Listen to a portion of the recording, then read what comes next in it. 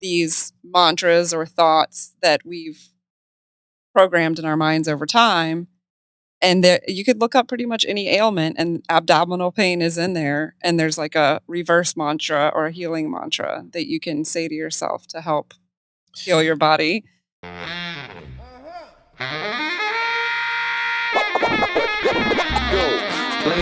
Ladies and gentlemen, you are now about to witness the journey that is the Life Choices podcast. Yeah! What we should be doing with the planet and what we should be eating and putting in our bodies is really like, it's so adulterated and so changed now in mainstream. And that's why people are having such reactions to food and all of these sort of ailments that are coming up. It's like, I learned basically, so like about the difference between regular milk and A2 milk and the type of protein that like isn't meant for bodies. Isn't meant for human consumption. Right. Right. Or your body doesn't really know what to do with it. Which is the most natural, pure milk from the animal. Right. So It's so interesting that we're talking about this, since just before we started, we were talking about how I'm getting into learning more about the proper gut health. And funnier is today I went for breakfast with two of my buddies and we were talking about some information I came across through a documentary, which we as North Americans, for our lives, because we are of a similar generation that were brought up being told, because our parents' generation was told, these foods for breakfast is what's important for you, when the truth of the matter is those companies that own those products went to a marketing person and said, hey, listen, we're not making the same profit we used to. What can we do? And then that person put together a marketing program, right, which was the All-American breakfast. Yeah. I mean, breakfast is the most important meal of the day, is strictly because of, it's either Post or Kellogg. It's one of them that had a marketing campaign. So Post and Kellogg's and the people that own the bacon and the pork and the sausage companies, they all wanted to make more money. And I think they both actually hired the same gentleman back then that did marketing and came up with the marketing idea about this important breakfast thing. And then the whole world just kind of fell suit. And now here we are finally realizing that, like, oh, maybe it's not what we need.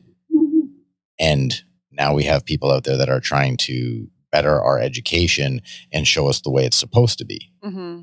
Yeah, or at least make a positive impact on the earth where we habitat and, where we need to live and raise our children and care about the future. So the really cool thing about that place just being there is that it felt like it was in the middle of nowhere. Like the closest airport was at least 2 hours away. And it was over 4,000 acres of property that was mostly just forested. Like if I wish I could say this word right in my life, but regenerative organic farm. Once it's certified that, you can't take trees down to make farm space. So whatever was already done is done, but the rest of it that is still forest is still going to be forest. And that property stays as is, and then they grow or they farm according to the property they now have without changing anything of the environment. Right. And then they're just moving the cattle or the water buffalo around so that they can graze accordingly. And they have people coming in and doing soil tests and testing for what type of bird life there is, and it's just outstanding. And we nibbled on different trees and learned about like the antioxidants that were in like the tiny leaves of a certain like old school variety apple tree before they were bred to be like I'm trying to think of the word. Delicious sweet apples that we find in the store. Before they were fucked with, basically, is the harsher way of putting it, but manipulated. Before they were manipulated into the fruits that we have now, that we are so hooked on because of the actual, which people don't really know, is the added sugars that are being put into them in order for us. I came across this information not too long ago. Any apple that has like that name, like Honey Crisp, or Red Delicious. yeah, like any of those Granny weird, like Smith. they're literally saying that we have manipulated this to be sweeter, Yeah. but not because it's better for you. It's because we want you to eat more of it because this is not its purest form. And now you're going to, It's been modified. yeah. Yeah. And it's unfortunate because I feel that, I mean, the big picture is we have more information now because of multimedia and people are putting out the information, which is everything that we've been consuming, visually, food, water, knowledge. It's all been fucked with to keep us in a certain box. And now we have people that are fed up with it. And because there's so much visual platforms, it's harder to fuck with them in return. Like, meaning like they can't really just get rid of all these humans that are trying to do this type of farming, regenerative, organic, which sounds brilliant because like we've talked earlier, like I have really bad, like it comes and goes, but I have bad stomach issues, right? Like I most of my days is moderately okay to deal with some sort of pain going through my stomach and I don't know why. And I know all the foods I've been eating. I know the processed foods. I know the sugared foods. I know the things that taste good and it's an instant, ooh, I feel good now that I ate it, has fucked up my insides. And now I'm trying to work backwards to figure out where's the information to fix the problem with inside my body because I want my body to last longer. And you want to feel good. Absolutely. Each day. You don't want to be in pain. Yeah. Yeah. And there's so many different ways of supporting. Like I was just thinking as you were talking, I was reintroduced to a book that's called Heal Your Body by Louise Hayes. And there's basically like these mantras or thoughts that we've programmed in our minds over time. And you could look up pretty much any ailment and abdominal pain is in there. And there's like a reverse mantra or a healing mantra that you can say to yourself to help heal your body.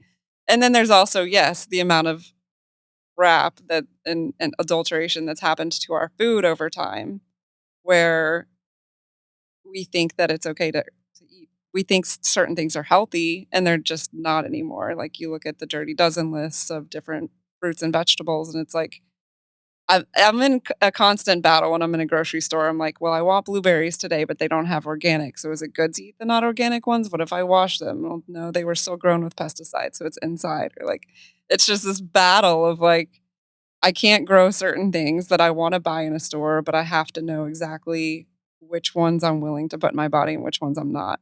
You're more conscious now about everything that you're purchasing because of the new knowledge that we have, which is like a lot of the stuff has been fucked with. Do you know, I'm going to mess his name up, but the 2 books I'm waiting to receive is, I don't know if he's alive still, but his name is like Dr. 𝐸𝐫𝐫. Okay. Does this sound familiar? No. I probably didn't even say the right name, but I'll show you on my phone afterwards.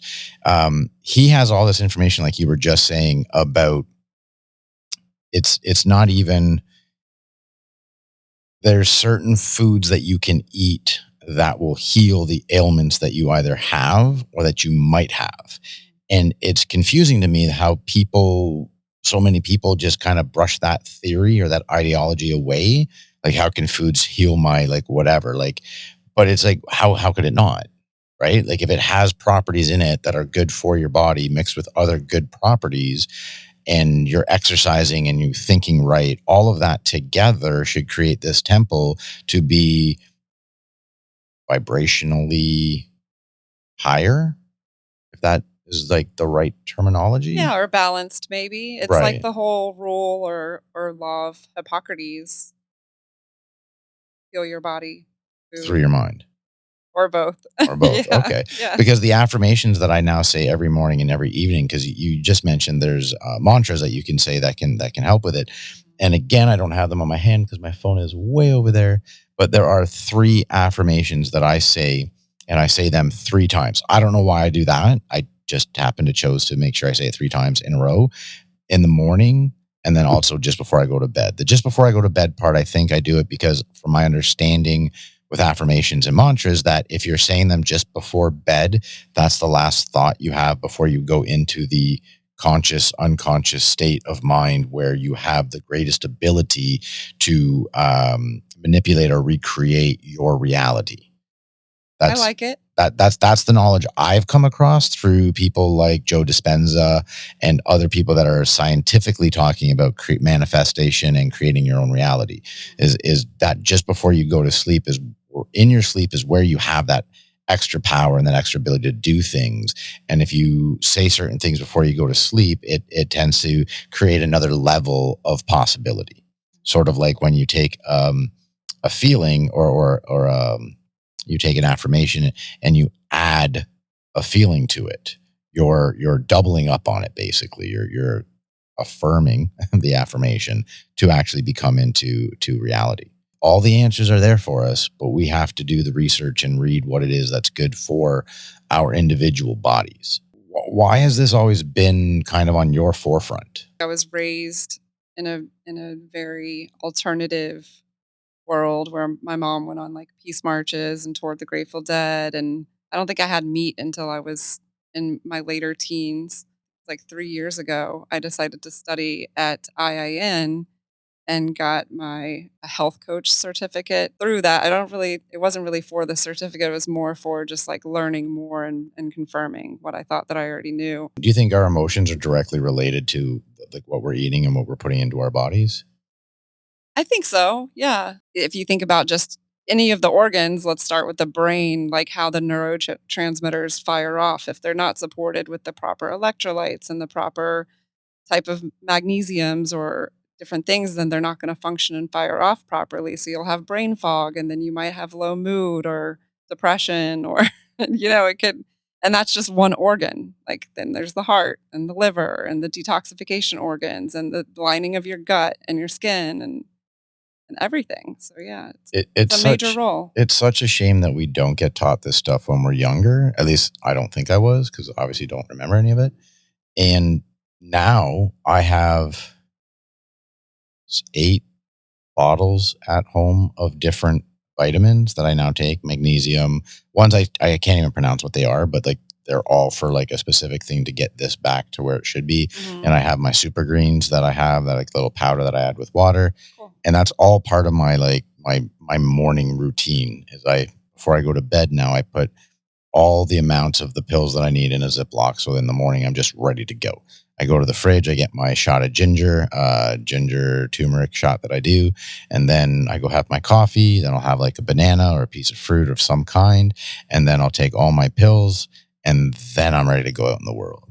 And it takes a while to get all this stuff into your body to start noticing the difference, whether it's clarity of mind or less pain in my joints or just general energy higher. It's very difficult and very expensive to stay healthy. Yeah, and it shouldn't be. It's interesting because supplements are such an important part of a healthy diet. But when you really look down into the root of it, it's because we're not getting the nutrients from the food that we eat. And if you look back at like the way that people used to eat before everything was so changed, it was like we were using all parts of the animal. We were eating more organ meats. We were boiling bones to make bone broth. We were fermenting vegetables and eating kimchi and like getting those live active probiotics and eating from the land. And now it's like all of these processed foods and fast food chains and fried, and does it taste good, and how much more butter can we put on it? And then we have to supplement with supplements in order to get just a little bit of nutrition, which I don't know. It's ass backwards. Yeah. You can say it's completely backwards. It is completely backwards, and it's painful to watch because people really struggle with it. And there's just so many chronic illnesses that are so easily, I hate to say easily, because it's really not easy once you become addicted to sugar and oil and things like that. I know it's hard. Addiction is tough. It's real. This is a constant thought in my head. I'm at home. The thought of ice cream, the thought of chocolate comes into my head on a regular basis. I mean, at least once a day. And I'll even open up Uber Eats, and I'll even go and I'll click on the Baskin and Robbins or Dairy Queen, and I'll get to the point where like all I have to do is hit send. And then I'm like, but yeah, when it gets here and I take that one scoop, yeah, that'll taste good. But 30 minutes later, I'm going to be going to bed and I'm going to be in pain. Do I really need that right now? And then I 99% of the time, I don't order it. And then, sometimes my roommate comes home and he's like, hey, you want to go get some DQ? Yeah, let's get in the truck and we go get a sundae. And like the result is always the same. I enjoy it as it's happening. And right after, my body is unhappy with it. I'm 100% addicted to coffee. I know that for a fact because I wake up every morning and have about a pot of it by myself. And if I don't have it, my brain doesn't feel ready if I don't have a couple cups of coffee in order to start my day. That's just my addiction. The sugar, there's a funny clip that comes around every now and again, which shows, I think it's New Yorkers in like 50, let's say, or 1940, I don't know. And everyone's walking around and everyone looks like they go to the gym. Like everyone just is slimmer, happier, more energetic, and just in shape. And then you take a video of that same street right now, and just the energy of people looks like shit. Everyone's kind of hunched over or heavy set, and it's something that's been done to us as much as we've done it to ourselves, because we have that choice. Do I go to the store today and buy a bag of chips and a chocolate bar, or do I make some time to do some research and see that if I sauteed up some chickpeas and cabbage and took the time to make the food, which is what used to happen, I would be happier because it would taste good. I would get what I need from it, and I would have all the benefits mentally and physically from it. The problem is it's just not convenient to do that. And so in our fast-paced world, you go to any convenience store or grocery store or like a gas station. It's impossible to find something that's actually good for you. The struggle is real, for sure. You were talking and it made me think of that movie WALL-E. It's an animated film. Cartoon. Is that the robot? Mm-hmm. Yeah. But towards the end, it goes more into like these humans that are basically like not able to move, and they're floating around in chairs and drinking some sort of shake, and just all very, very obese. You bring up another point that when it comes to the functionality of humans and where we think we're going individually or collectively, is do we eventually get to the point where we're eating what looks like slop, but it has everything we need from it, right? Or are we eating these colorful, beautiful, well-plated, design-looking foods that taste phenomenal, which is where we're at right now, but how much are we really getting from that that's good for whatever this is that we're encapsulated in? If you really think about nature and what it really offers, it is the bright lights and the rainbow and like the true color. Like I'll sit on my front porch, and in the past few months, I've planted a bunch of milkweed. And so I have this whole monarch butterfly situation happening. And just to like simply put it, the cocoons that they make have these like little dots of pure gold, like flecks. And then when they come out and before they go into it, they're like this black and yellow, beautiful caterpillar. And then they come out this like very vibrant orange and black, like beautiful butterfly. And that whole life cycle, to watch that. But then you think about like deep sea or in the middle of the Amazon forest, or the real color of like fruit and vegetables, and it's there. Like that's really what we like. That's really what's providing like that spiritual, mental, physical joy that's good for us. So you can have it. It doesn't have to be the trade-off of like, is it good for you when it's bland? So yes, I probably have to stay away from the true matrix idea of if it's going to be good for you, it's not going to be exciting. But then we have to figure out how do we receive all that is that's available for us, because those who have the power and the money to give us that stuff is somewhere stopping it and giving us other stuff that we don't need or we don't get what we want from. Right. And so the power and the money, they're getting that from us. So we vote with our dollars and with what we put our intentions into and attention to. There's 8 billion people in the world, right?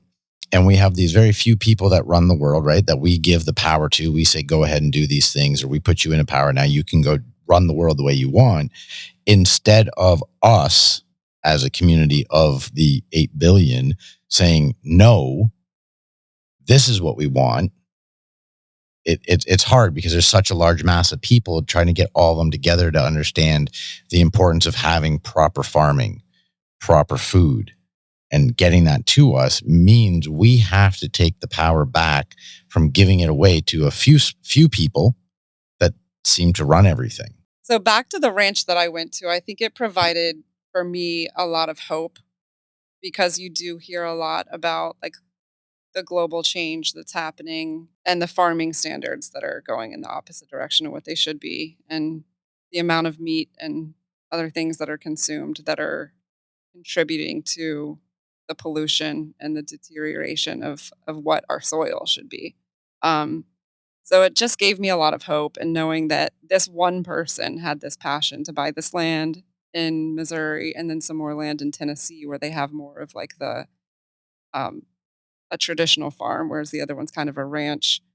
And there's a network of different people that are doing this type of thing. And so that provides for me hope that there are people that care about nurturing that real side of life.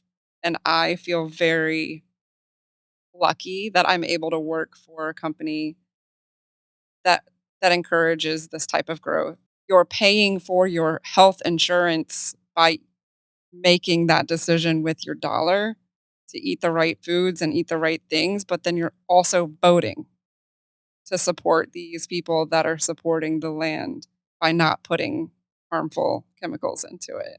So, Oh, I agree with you. The investment is definitely worth it to spend the money on eating healthy and putting the right things into your body so that you don't have to in turn later on eat medicine to help you survive, where the medicine is what you should be eating.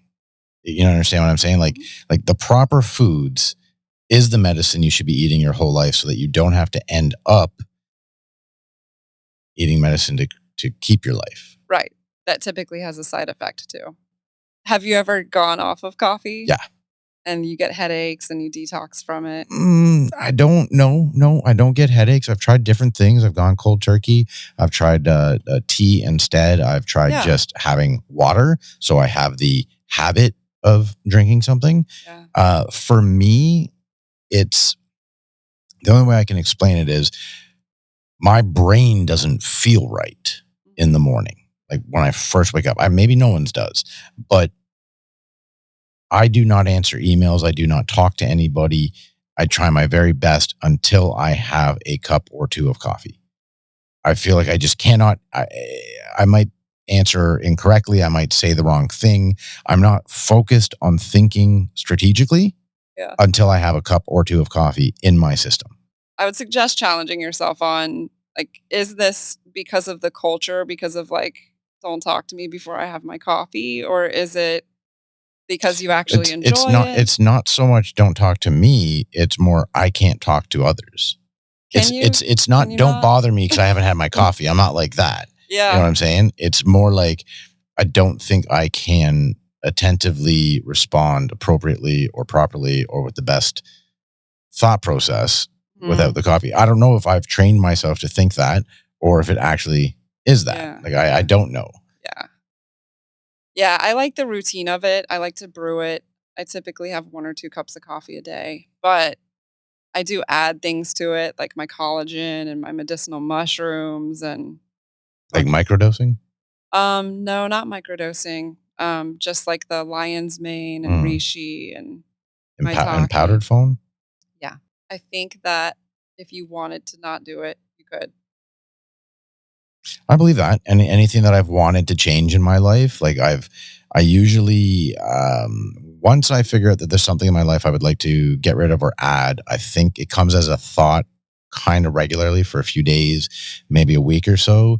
And then the action of, okay, well, what is the action I need to take in order to do that? That comes in my brain. And then usually I'll write that down or speak about it amongst people. And then that's kind of like my brain. It's kind of like my physical and my physical being and my inner self kind of working together to align to say, okay, yes, now let's do this practice. Or, okay, yeah, now let's let go of this vice. And then I implement it. And I've always been successful in that. Yeah. Whatever I've chosen to say, okay, this is what I'm going to do now, or I'm not going to do this anymore. And it's from any aspect of eating things, being around certain people, thinking a different way, living my life differently. it all kind of like falls into place once I make that decision that, okay, yes, I'd like to have that, or I'd like to do that. Yeah. But it's finding those, it's a lot of fucking work to become a better person. It is, but it's so rewarding.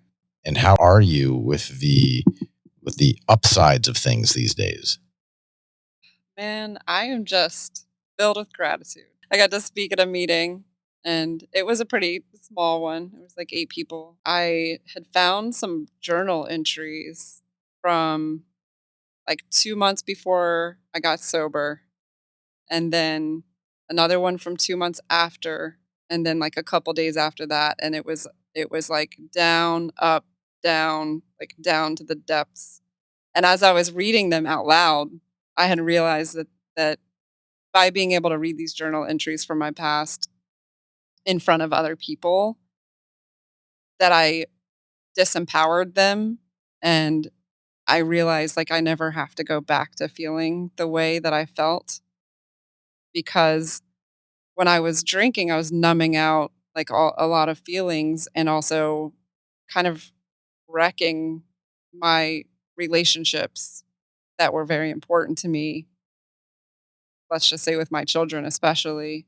And then when I stopped, like it all came pouring in, like, this is what I've done. I'm a terrible person. I don't deserve to be here. And I read these things out loud, and then I reflected on what I feel like today, and the joy and the growth and the presence that I bring to the table with my kids and with my friends and with my job and with everything that I do. It's just so powerful to be able to be present and be there and be reliable, and to know that like I can forgive myself and I've been forgiven by others. And man, the transformation is just, it's great. And then like tapping into who I used to be as like my inner child, let's just say, the person that like I loved playing outside as a kid. I would like play in the dirt a lot. I was very into um making things, like doing things myself, learning how to do stuff, and I'm realizing like I'm still that person. I was just lost for a really long time, and I was like not connected with who I was. And so just discovering who I am, and that I'm like this major DIYer lately. And I don't just mean like crafting, but like I stopped paying a landscaper. So I do all of my own landscaping at my house. I've like mow the lawn myself, and I use a weed eater, and like I finished mowing my lawn, and I'm like, whoa, I just did this like amazing thing and it looks beautiful. Or like, I don't know. There's just, It all sounds absolutely brilliant. It is exactly what everyone needs to do. And I'm so glad that where the negatives took you has been able to bring you back to these positives and these realizations about the inner self and the inner child, which again, you're bringing full circle the conversations I've had on the previous 2 episodes, where I start talking to people about the fact that being grounded is so important, and not being, I'm a grounded person, meaning like I'm nice and modest. I mean, being grounded, meaning being part of the earth again and doing those things that we did as a child, like playing outside, like being barefoot. Like I was going to ask you, when you're mowing the lawn, are you barefoot? No. Dangerous maybe with the weed whacker. But when I'm gardening. Yes. Barefoot, getting hands dirty, like everything about you should be getting dirty while you're playing in the dirt with flowers and plants and stuff. And it will give you a total different energy feeling. Yeah. Because you're regrounding yourself to the earth. These things that we talked about in the last episode, these rubber things that we put on our feet all fucking day long has created a barrier between us and what is naturally out there. And any human being right now, if they tried, because they probably haven't in a long time, to go outside barefoot, walk on the grass, and just feel what that feels like, first off, I hope it's going to bring them back to their childhood, a time in which they remember being youthful and having fun and being outdoors. It changes everything. How can it not make you feel a life of gratitude? reconnect with the earth, reconnect with those childlike things that you used to do, and you'll live happier as an adult. All of the shit that you've gone through that you shared on the last episode, all the stuff that you deal with on a daily basis with inside your own head that you give to other people by being open, honest, and vulnerable, without a doubt, you are doing society a great favor. There's no question about it. Your children alone have the opportunity now to grow up and know someone right at home that has gone through something that is very difficult, and they can see the power that you now possess being on the other side of it. And if they ever start skating around the idea of any of those negatives, they have the source to go to be like, what should I do right now? Where can I go? What would help me now? And everything you've done in your life is an opportunity to help other people. So absolutely keep sharing your story. Any meeting, it's not a small meeting if it's 8 people, because there's 8, including you. There's 7 other people that probably really benefited from that sharing. And those 7 people go out and share with 7 more people. So the 7 people that you physically saw could actually end up being like 100 people that you just talked to. We ended up coming back into talking about the trials and tribulations that we've gone through. So keep it up, keep going one day at a time, and always share what you got. Thank you. Well, I love your mission. I'm very aligned with it. Thank you very much. For everyone out there that keeps coming back every week, thank you so much. We'll see you next week, Tuesday at 2 p.m. here on the Life Choices podcast. Much love, everybody. You are now about The Journey, Life Choices podcast.